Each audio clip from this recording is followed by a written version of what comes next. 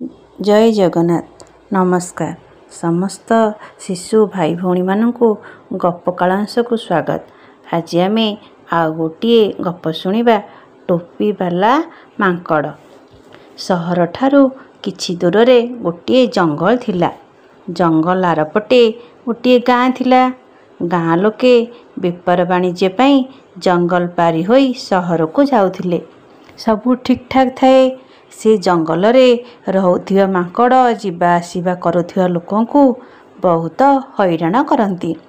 थरे गोटे टोपी वाला सेही जंगल देई आर गाँ को टोपी बिकिया को जाउथिला। उदुदिया खरा बेल टोपी वालाटी सेही जंगल देई जिबा बेले ताको भारी हालिया लागिला।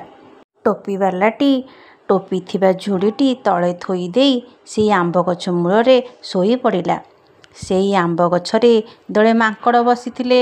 मांकड़ माने सेई झुड़ीरे थिबा टोपी को नेई गोटे गोटे समस्ते पिंधि गछ उपरू को पळाइले। तापरे टोपी वालार निद भांगिला। देखिला ता डाला रे किछि टोपी नाही। अरे टोपी कला कुआडे? गछ उपरू को चाहिला बेलकू मांकड़ माने ता टोपी सब पिंधिछंती।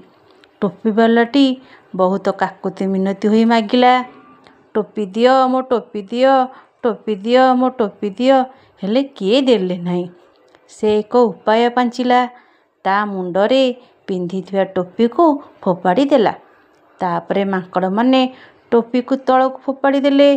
से खुशी होई टोपी को गोटाई नहीं ता डाला रे रखीदेला। टोपी वालाटी खुशी होई गाँ भीतर को टोपी बिकिया पाई चलीगला। एही गपरू आमे जानिले बुद्धि थिले आमे विपदरू रक्षा पाइबा। टोपी वालार बुद्धि थिला बोली से ता टोपी को मांकड़ मान ठारू फेरी पाइला।